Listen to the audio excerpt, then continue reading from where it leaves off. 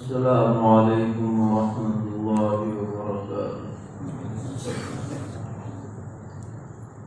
الحمد لله رب العالمين.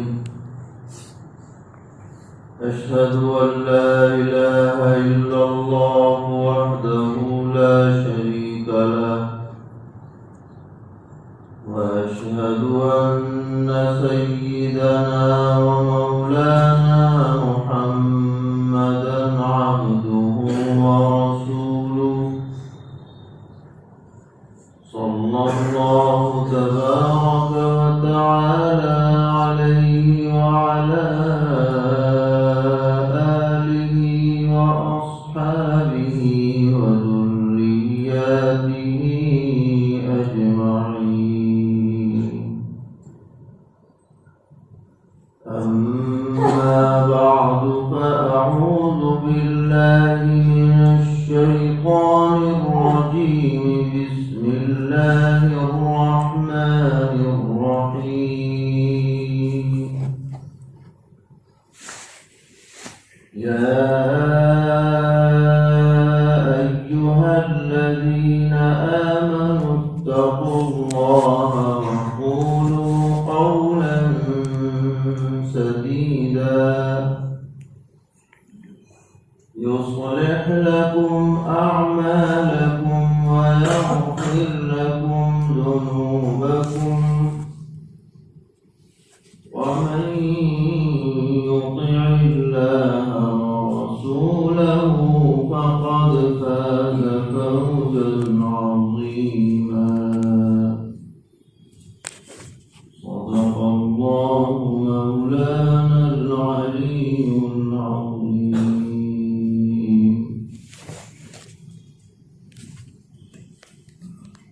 حضرات علماء کرام، طلبہ عزیز اور اس مبارک مجلس میں تشریف فرما سبھی حاضرین گرامی قدر،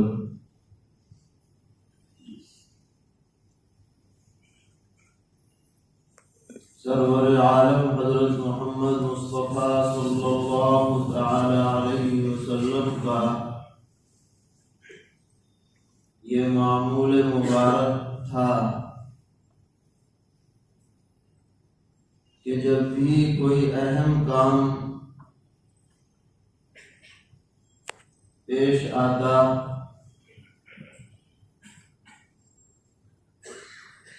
تو آپ اللہ تعالی کی حمد و ثنا فرماتے اور ساتھ میں اس کام کے مناسب قرآن کریم کی آیات تلاوت فرماتے.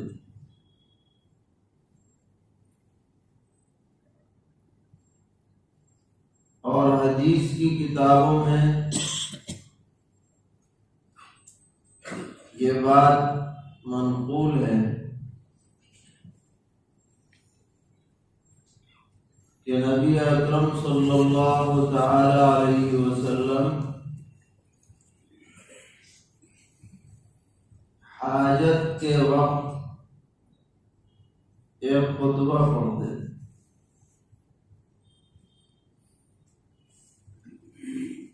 اور اس حاجت سے مراد عقد نکاح ہے، جو جسے ہم خطبہ نکاح سے تعبیر کرتے ہیں، اس کو حدیث میں خطبۃ الحاجہ کہا گیا ہے. یہ اس جانب اشارہ بھی ہے کہ یہ عمل تعمیر انسانیت کے لیے بہت ہی ناگزیر ہے. گویا اہم ترین ضروریات میں سے ہے. تو جب اہم ترین ضروریات میں سے ہے تو مناسب ہے کہ اس کے جو تقاضے ہیں اور جو ذمہ داریاں ہیں ان کی طرف بھی بر وقت تنبیہ کر دی جائے۔ اسی لیے خطبے کے اندر نبی اکرم صلی اللہ تعالی علیہ وسلم عموماً 3 آیتیں تلاوت فرماتے۔ یا ایھا الذین آمنوا اتقوا اللہ حق تقاتہ،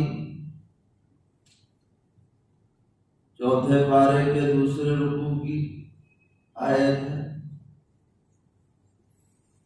اور یا ایھا الناس اتقوا ربکم سورہ نساء کی پہلی آیت ہے،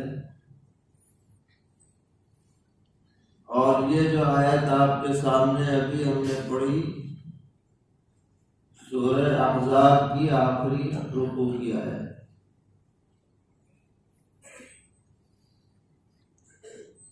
ان تینوں آیتوں میں قدر مشترک یہ ہے کہ بھائی اللہ سے ڈرو، یہ تینوں آیتوں میں،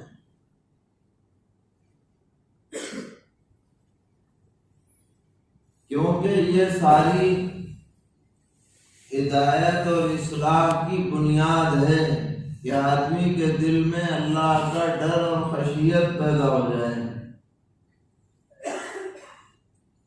تو اس کا سب سے بڑا اثر یہ ظاہر ہوگا کہ وہ حق تلفی سے بچے گا، ڈرے گا اللہ تعالی سے،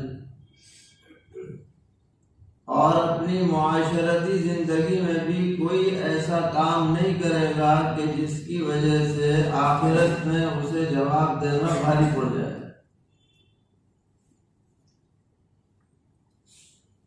تو تقوی کا تعلق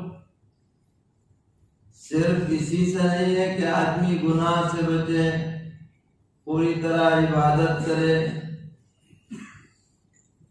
بلکہ اس سے بھی اس کا تعلق ہے کہ ہماری ذات سے، ہمارے عمل سے، ہماری زبان سے کسی کو گرانی نہ ہو جائے، خواہ تکلیف نہ ہو جائے۔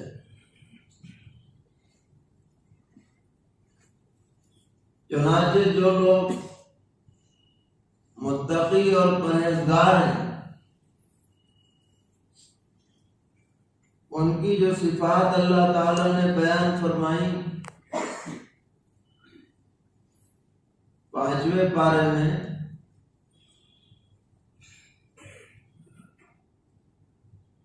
بلکہ 4تھے پارے میں، ان میں کیا ہے؟ الذین ينفقون فی السراء والضراء، جو خرچ کرتے ہیں خوشی کے حال میں بھی اور تنگی کے حال میں بھی۔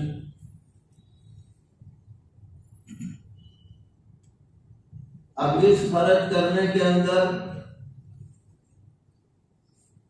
صدقہ خیرات تو داخل ہے ہی، جسے ہم صدقہ خیرات سمجھتے ہیں۔ اس کا اولین مصداق اپنے بیوی بچوں پہ خرچ کرنا ہے۔ نبی اکرم علیہ الصلوۃ والسلام نے فرمایا وَابْدَأْ بِمَنْ تَعُولُ، جو تمہارے ماتحت ہیں ان پہ اپنے خرچ کی ابتدا کرو،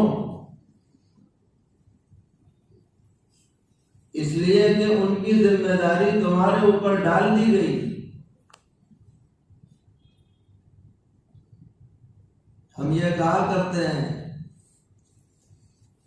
کہ نکاح کی مجلس میں شوہر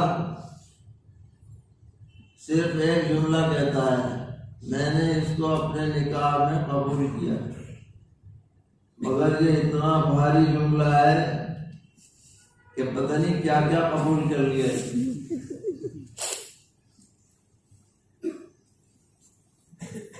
ابھی ہمارے یہاں ایک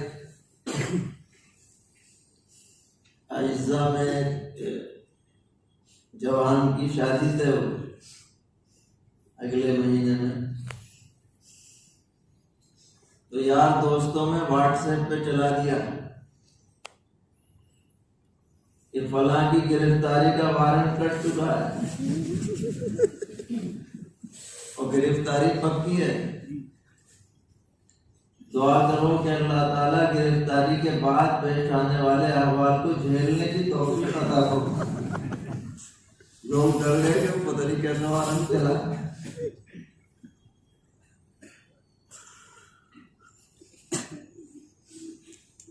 سیدنا حضرت علی کرم اللہ تعالی وجہ سے پوچھا نکاح کیا ہے؟ فرمایا سرور شہر، ایک مہینے کی خوشی ہے بس، ہنی مون ہے بس۔ کہ پھر کیا ہے؟ فرمایا ثم کسر ظہر، پھر تو کمر توڑ ہے۔ ابھی تو اپنے خرچہ پورا نہیں ہو رہا تھا، بیگم کے بھی اٹھاؤ۔ فرمایا پھر کیا ہے؟ فرمایا ثم غموم دہر، پھر تو زندگی کا روگ لگ گیا۔ اب بچے ہو گئے ان کی فکر کرو، پھر ان کے بچے ہو گئے تو ان کی فکر کرو، لمبا کام ہے۔ تو شریعت نے ذمہ داری کس پہ ڈالی؟ شوہر پر ڈالی۔ سارا خرچہ شادی کا اول تاخیر اور بعد میں بھی شریعت میں کس کے اوپر رکھا گیا ہے؟ لڑکے پر ہے۔ یہ تو ہمارے معاشرے میں الٹا ہو گیا کہ لڑکے جو ہیں نکھٹو بن گئے، اور یہ بڑی بے غیرتی کی بات ہے کہ لڑکا ہونے کے باوجود لڑکی یا لڑکی والوں کے مال پر نظر رکھے۔ اس سے زیادہ ذلت کی بات کسی بھی جوان کے لیے اور کچھ نہیں ہو سکتی۔ بھائی تم جوان کس کام کے ہو؟ وہ تو بیچاری کمزور ہے، لڑکی والے بھی کمزور ہیں، تم ان پر دھوس جما رہے ہو کہ ہم نے تمہاری بیٹی کے لیے رشتہ منظور کیا لہذا یہ دینا پڑے گا، فہرستیں چلی جا رہی۔ اگر نہیں منظور کرو گے رشتہ کینسل ہو جائے گا، یہاں تک حالات۔ یہ تو بڑی بے غیرتی کی بات۔ اسلام اس بے غیرتی کو ہرگز قبول نہیں کرتا، بلکہ ایک ضعیف روایت میں یہ مضمون ہے کہ نبی اکرم صلی اللہ تعالی علیہ وسلم نے فرمایا کہ جو آدمی کسی عورت سے اس کے مال کی وجہ سے نکاح کرے تو وہ مرے گا نہیں جب تک کہ فقیر نہ ہو جائے۔ نعوذ باللہ۔ تو شریعت کیا کہتی ہے؟ تم نے جب یہ کہا کہ میں نے اس کو اپنے نکاح میں قبول کیا تو اس کی ساری مالی ذمہ داری تمہارے اوپر ہے۔ مہر بھی تمہیں دینا ہے، کھانے پینے کا خرچہ بھی تمہیں اٹھانا ہے، پہننے اوڑھنے کا بھی خرچہ دینا ہے، رہنے کا بھی انتظام کرنا ہے۔ یہ ٹھیک ہے کہ تمہاری وسعت کے مطابق، وسعت سے زائد نہیں، مگر کرنا تمہیں ہے۔ تو جب آدمی متقی ہوگا، پرہیزگار ہوگا، تو لازماً مہر کی ادائیگی کی فکر کرے گا یا نہیں کرے گا؟ بتائیے۔ لازماً ان کے ضروری اخراجات کی کفالت کی ذمہ داری اٹھائے گا یا نہیں اٹھائے گا؟ یہ متقین کی صفات میں پہلی صفت یہ ہے الذین ينفقون فی السراء والضراء، اس میں ہر طرح کے خرچے شامل ہیں۔ پھر کیا فرمایا؟ وَالْكَاظِمِينَ الْغَيْظَ، متقین میں کون لوگ ہیں؟ جو غصے کو پی جانے والے ہیں۔ ہمارے ہاں اردو میں مثل مشہور ہے کہ کمزور پر غصہ زیادہ اترتا ہے، نزلہ جو ہے عضو ضعیف پر پڑتا ہے۔ تو اب کوئی اور تو ہے نہیں گھر میں کمزور بیوی سے زیادہ، لہذا میاں صاحب کو غصہ کسی اور پر آئے گا، اترے گا بیگم پر۔ لڑائی باہر کسی سے کر کے آ رہا ہے اور اندر آ کر ذرا سے کھانے میں کمی ہو گئی، نمک تیز ہو گیا، نمک کم ہو گیا، وقت پہ نہیں ہوا، تھوڑی دیر ہو گئی، دیکھیے جلال کال، معلوم ہوتا ہے ساری مردانگی اسی میں ہے کہ بیگم پہ اتارو۔ اگر تقویٰ ہوگا تو ہرگز ایسا نہیں کرے گا، کیونکہ اس میں یہ صفت ہوگی الکاظمین الغیظ، غصے کو پی جائے۔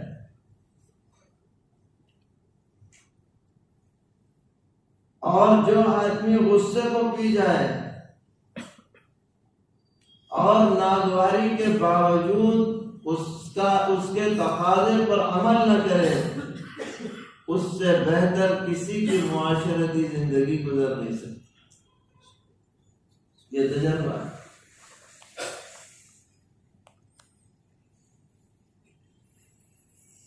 اور اگر غصے پر کنٹرول نہیں ہے تو اس کی معاشرت کب ختم ہو جائے پتہ نہیں۔ اس لیے تقوی والا آدمی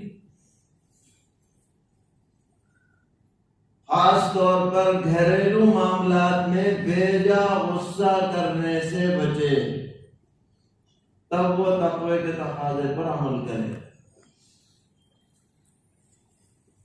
ہم یہ کہتے ہیں اور یہ حقیقت ہے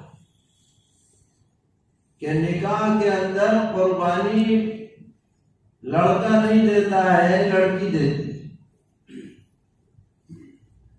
لڑکا تو اپنے گھر ہے، بتائیے، اپنے ماں باپ کے پاس ہے، بھائی بہنوں کے پاس ہے، رشتہ داروں کے ساتھ ہے، اپنے وطن میں کہیں نہیں جا رہا۔ لیکن اس آپ کی بیوی نے آپ کی خاطر اپنے ماں باپ کو چھوڑا، بھائی بہنوں کو چھوڑا، رشتہ داروں کو چھوڑا، بسا اوقات اپنے وطن کو چھوڑا۔ جس وقت یہ رخصت ہو کر کے بچی ماں باپ کے گھر سے چلتی ہے، ماں باپ کے دل سے پوچھو کیا گزرتی ہے ان پر۔ گویا ڈولی نہیں جا رہی، جنازہ جا رہا ہے، دل پر ایسی سخت کیفیت ہوتی ہے۔ اس نے وہ قربانی دی اور آپ ذرا ذرا سی بات پر اس کا حوصلہ توڑ رہے ہیں، اس کو تانے دے رہے ہیں، اس کے دل کو آپ مزمحل کر رہے ہیں، غمزدہ کر رہے ہیں۔ اگر آپ اس کی دلداری نہیں کریں گے تو کون کرے گا؟ آخر وہ بھی تو کسی ماں باپ کی بیٹی، کسی بھائی کی بہن ہے، کسی کی آنکھ کی تاری ہے، جگر کا ٹکڑا ہے۔ جیسے ہم اپنی بہن کے ساتھ اس کے سسرال والوں کی طرف سے کوئی ناگوار بات برداشت نہیں کرتے، اسی طرح ہمیں کبھی تنہائی میں اپنی بیوی کے بارے میں بھی سوچنا چاہیے۔ وَالْكَاظِمِينَ الْغَيْظَ، ساری خرابی کی بنیاد یہ بھیجا غصہ ہے۔ کتنے گھروں کے احوال ہم جانتے ہیں، کہ میاں صاحب کا منہ پھول گیا طوطے کی طرح، تو کئی دن پھولا ہی ہوا ہے، سیدھے وہ بات نہیں کر رہا، وہ بیچاری منا رہی ہے، منت کر رہی ہے، کبھی معافی بھی مانگ رہی ہے، میاں صاحب سیدھے منہ بات کرنے کو تیار نہیں ہے۔ بظاہر دیندار، بڑے نمازی بھی ہیں، پرہیزگار بھی اپنے کو کہلاتے ہیں، تسبیح بھی ہر وقت ہاتھ میں ہے اور دین کا کام بھی کرتے ہیں، گھر والوں کے ساتھ یہ معاملہ ہے۔ ارے بھائی وہ تو ہے ہی عورت، آپ اسے پوری طرح اپنا ہم مزاج بنا لیں کہ کوئی بات ناگواری کی پیش نہ آئے، یہ تو ممکن ہی نہیں۔ اسی کے ساتھ زندگی تمہیں گزارنی ہے، نبھا کر کے گزارنی ہے۔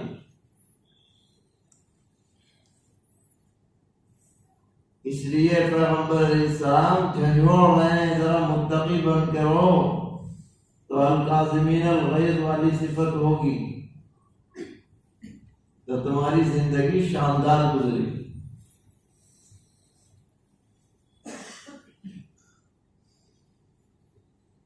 اللہ تعالی ہم سب کو کہنے سننے سے زیادہ عمل کی بھی توفیق عطا فرمائے۔ کہنا تو آسان ہے لیکن نبھانا مشکل ہے۔ طلاق کے کتنے واقعات جو پیش آتے ہیں وہ بیجا غصے کی وجہ سے پیش آتے ہیں، اور ہمارے یہاں دارالفتہ میں چلے آ رہے ہیں، روتے صاحب غصے میں دے دی۔ بھئی ظاہر ہے غصے میں دی جاتی ہے طلاق، کو پیار میں تھوڑی پلیٹ میں سجا کے دیتا ہے، صحیح میں دیتا ہے۔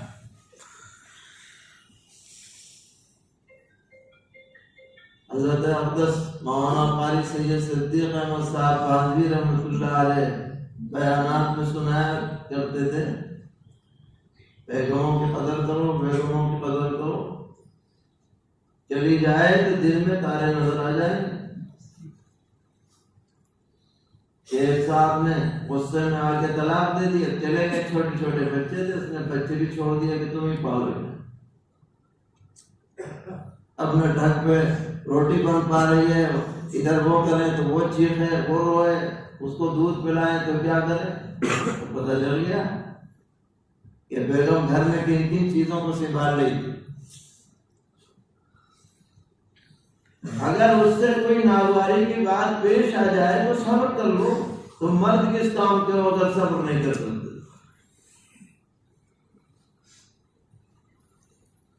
اگر اس وقت کوئی بات ناگواری کی آ گئی تو کبھی ایسی بھی تو بات آئے گی کہ جس میں تمہارے ساتھ انسیت اور ہمدردی کا معاملہ بھی تو ہوگا۔ تو ازدواجی زندگی شاندار گزرے، اس کے لیے الکاظمین الغیظ لازم اور ضروری ہے۔ اور یہ پیدا کب ہوگی؟ تقوی سے۔ اس لیے تین آیتوں میں تقوی کی یاد دہانی کی گئی کہ بہت بڑا کام کرنے جا رہے ہو، متقی بن کے رہیے۔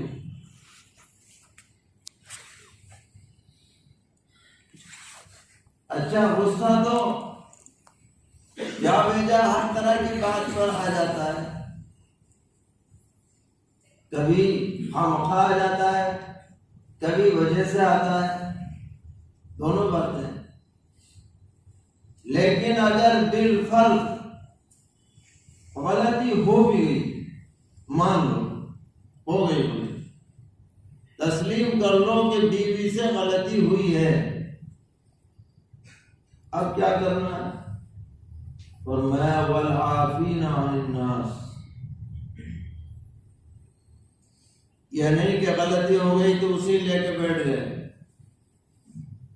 ارے بھائی درگزر کرو، ختم کرو، پچھلا معاملہ ختم کرو، اگلا ٹھیک کرو، اس کا نام ہے عفو درگزر۔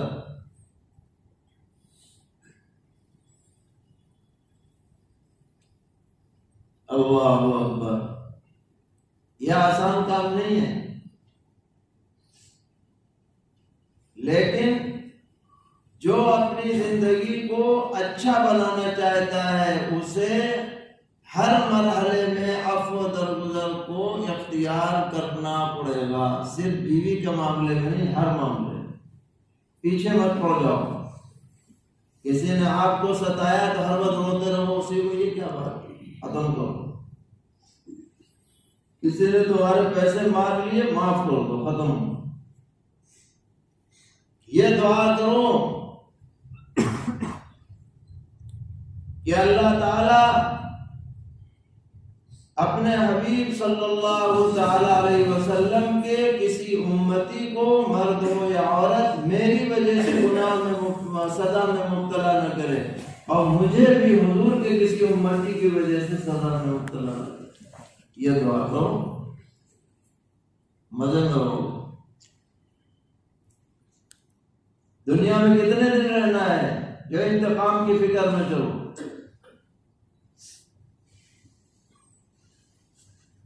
ایک بزرگ کا مقولہ ہے کہ اللہ تعالیٰ نے عافیت کا بڑا حصہ عفو و درگزر میں رکھا ہے۔ جو عافیت والی زندگی گزارنا چاہتا ہے وہ عفو و درگزر کو اپنا معمول بنا لے، ٹینشن ہی ختم ہو جائے۔ اور بیگم سے تو عفو و درگزر بدل کے اولا ہے، تو آپ کی رفیقہ حیات ہے، آپ کے بچوں کی پرورش کرنے والی ہے، آپ کے گھر کو سنبھالنے والی ہے۔ جو کام کرتا ہے غلطی تو اسی سے ہوتی ہے، معاف کر دو۔ والعافین عن الناس، یہ سب صفات کس کی بیان ہو رہی ہیں؟ متقین۔ اور فرمایا واللہ یحب المحسنین۔ ہو سکتا ہے کوئی یہ سمجھے کہ میں بدلہ لے لوں گا تو اچھا بن جاؤں گا، ایسا شیطان جو ہے پمپنگ کرتا ہے۔ میری کیا غلطی ہے؟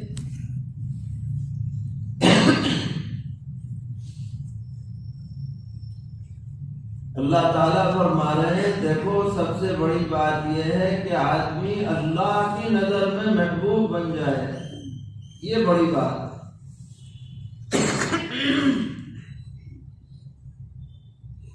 اور محبوب کب بنے گا؟ جبکہ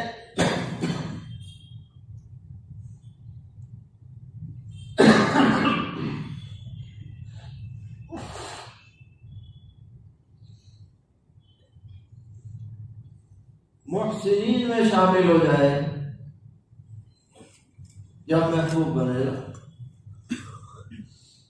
اور ظاہر ہے کہ محسن وہ ہے جو ہر معاملے میں جو بہتر سے بہتر مظاہرہ ہو سکتا ہے اس کو اختیار کرے، وہ محسن ہے۔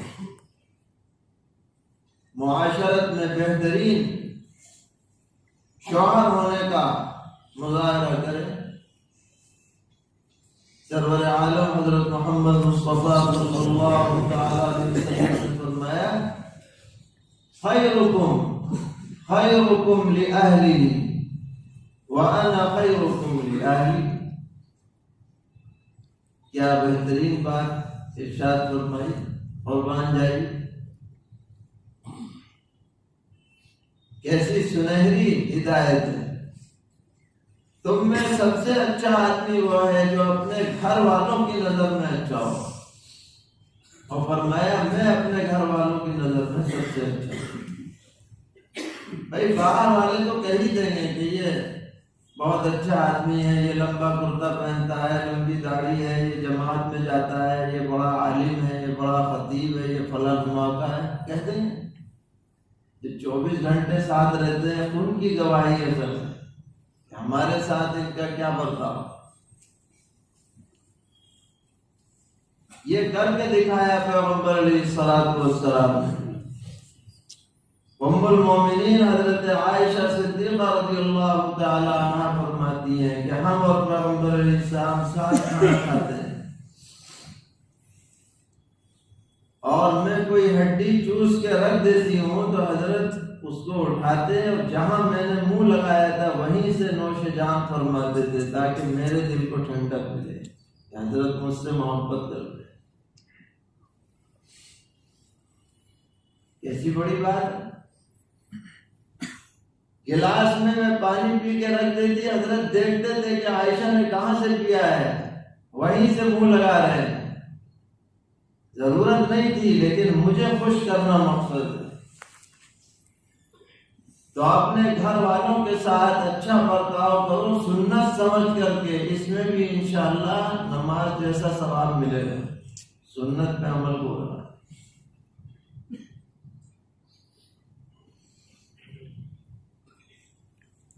حضرت مولانا حکیم عبدالحی صاحب، ڈاکٹر عبدالحی صاحب رحمۃ اللہ علیہ، جو بڑے بزرگوں میں کراچی پاکستان،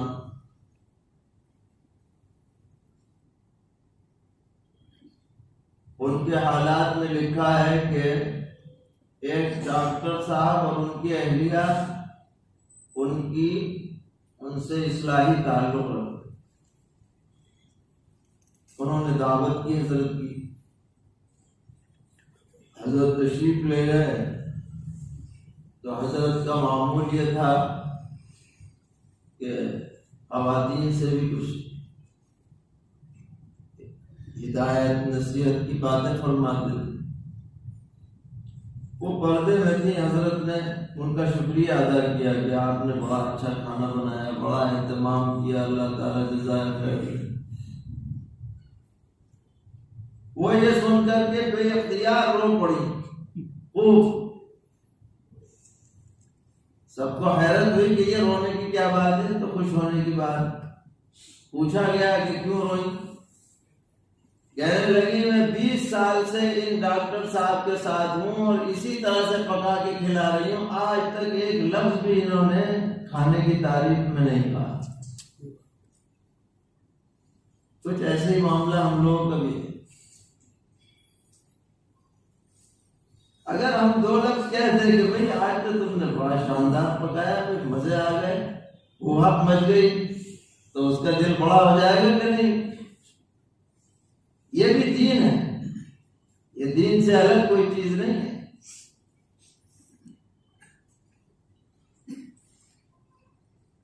اسی طرح حضرت ڈاکٹر عبدالحی رحمۃ اللہ علیہ کا معمول تھا کہ گھر میں جب پہنچے اور کوئی چھوٹا بچہ نظر پڑے، فوراً جی چاہتا ہے اسے پیار کریں۔ فرماتے ہیں میں 1 منٹ پہلے سوچتا ہوں کہ حضور نے بچوں کو پیار کیا ہے، میں یہ سنت ادا کرنے جا رہا ہوں، پھر پیار کرتا ہوں، تو وہ پیار بھی کیا بن گئی؟ عبادت بن گئی۔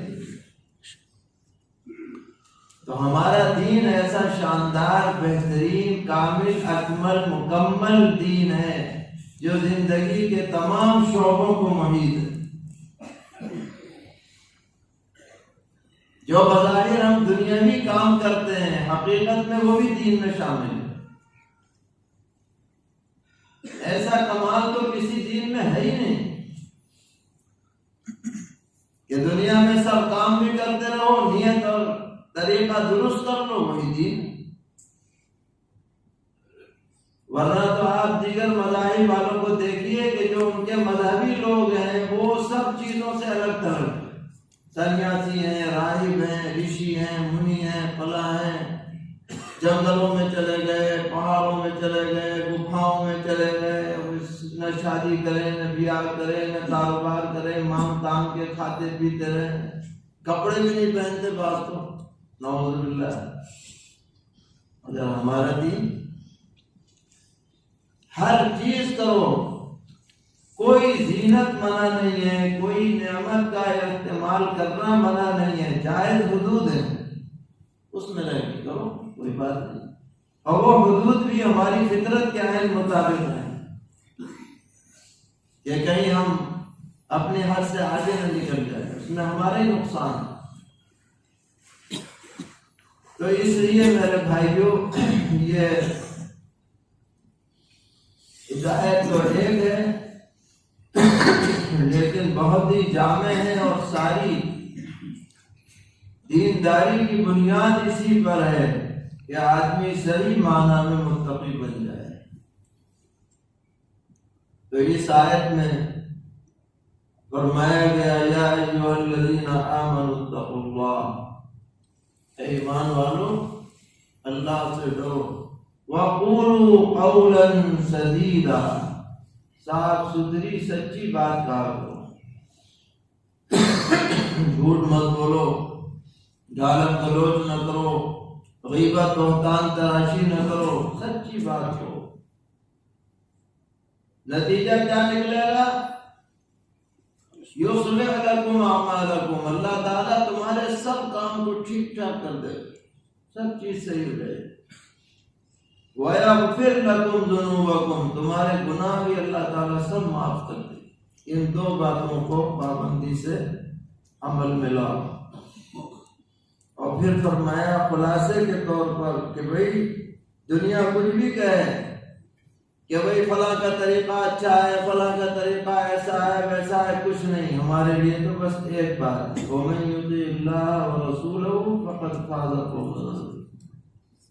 ہزار باتوں کی ایک بات کہ بھئی جو اللہ رسول کے کہنے پہ چلے کامیاب تو بس وہی ہے، اور کوئی کامیاب۔ اللہ تعالی ہم سب کو کہنے سننے سے زیادہ عمل کی توفیق عطا فرمائے، اس مجلس کو بہر قبول فرمائے۔ جو نکاح ہونے والا ہے اللہ تعالیٰ اس میں ہر طرح کی خیر برکت مقدر فرمائے، نسلوں میں دین و ایمان قرآن کی بقا کے فیصلے فرمائے۔ وآخر دعوانا الحمد للہ رب العالمین۔